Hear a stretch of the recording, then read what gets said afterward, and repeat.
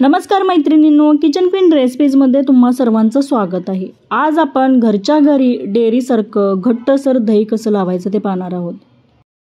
दही तसं बनवायला सोपं आहे, पण ठराविक ज्या टिप्स आहेत ते जर माहीत असतील तर प्रत्येकाला दही बनवायला एकदम सोपं जाईल। कधी कधी काय होतं, उन्हाळ्याचे दिवस आहेत तर दही आंबट होतं, तर दही आंबट होऊ नये म्हणून काही टिप्स सांगणार आहे। किंवा दही चिकट होतं, तर चिकट झालं तर दही कसं होतं ते आपण नाही खाऊ शकत, त्यासाठी काही टिप्स सांगणार आहे। या पद्धतीने जर दही लावलं तर अगदी सुरीने कापता येईल असं घट्टसर डेअरीसारखं दही तुम्हाला नक्की बनवता येईल। घरच्या घरी दुधापासून जर दही बनवलं तर ते चवीला पण छान लागतं। आणि कसं होतं, उन्हाळ्याचे दिवस आहे, ताक आहे, मठ्ठा आहे, मसाले ताक आहे, किंवा कधी थालीपीठ बनवायचं असेल तर घरीच दही बनवलं तर ते आपल्याला सहजरित्या वापरता येतं। पावसाळा किंवा थंडीचे दिवस असतील तर दही लावताना आपण उबदार ठिकाणी किंवा असं जिथं उष्णता जास्त असेल अशा ठिकाणी आपल्याला ते भांडं ठेवावं लागतं। परंतु उन्हाळ्याचे दिवस असल्यामुळे आपण दही सहजरित्या जमा करू शकतो। परंतु काय होतं की कधी कधी दही जास्त आंबटच होतं, त्यामुळे दही लावत असताना उन्हाळ्याच्या दिवसात दही लावताना पद्धत वेगळी, पावसाळ्याच्या दिवसात वेगळी आणि थंडीचे दिवस असतील तर वेगळी, थोडेफार बदल करावे लागतात। त्यामुळे ऋतूनुसार दही लावण्याची पद्धत थोडीशी बदलावी लागते। आता उन्हाळ्याचे दिवस आहेत तर उन्हाळ्याच्या दिवसात दही कसं जमा करायचं हे मी तुम्हाला सांगणार आहे।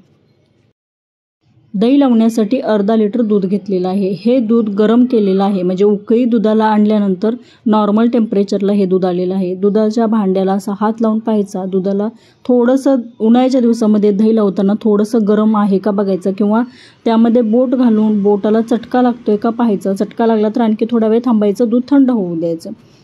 भांड्याला हात लावून मी पाहिलेलं आहे, थोडंसं भांडं गरम आहे, म्हणजे दूध गरम आहे। त्यामध्ये 1 चमचा आपल्याला दही घालायचं आहे। 1 चमचा त्यामध्ये दही घातलेलं आहे, सर्व छान असं मिक्स करून घेतलेलं आहे। म्हणजे दह्याचं कसं सर्व दुधामध्ये दही मिक्स होईल असं मिक्स करून घ्यायचं, झाकण ठेवायचं आणि 7 ते 8 तासासाठी झाकून ठेवायचं। तुम्ही ते पाहू शकता 7 ते 8 तासानंतर दही छान असं जमा झालेलं आहे। आणखी तुम्ही थोडा वेळ थांबला तर बाहेर दही जर ठेवलं तर ते आंबट होतं। तुम्ही ते पाहू शकता, अगदी सुरीने कापता येईल असं दही जमा झालेलं आहे। हे दही नंतर फ्रीजमध्ये ठेवायचं, कारण सकाळ सकाळी आपण दही खात नाही आणि जास्त वेळासाठी ते बाहेर राहिलं तर थोडंसं आंबट होतं। त्यामुळे दही जमा झाल्यानंतर आपण फ्रीजमध्ये ठेवायचं, 2 ते 3 तासासाठी ठेवा आणि ज्यावेळी खायचं आहे त्याच्या अर्धा तास अगोदर तुम्ही बाहेर काढून ठेवू शकता आणि वापरू शकता। उन्हाळ्याच्या दिवसांमध्ये दही जमा करत असताना विरजण अर्धा लिटर दूध असेल तर 1 छोटा चमचा घालायचं। जास्त जर विरजण घातलं तर दही आंबट होणार आहे।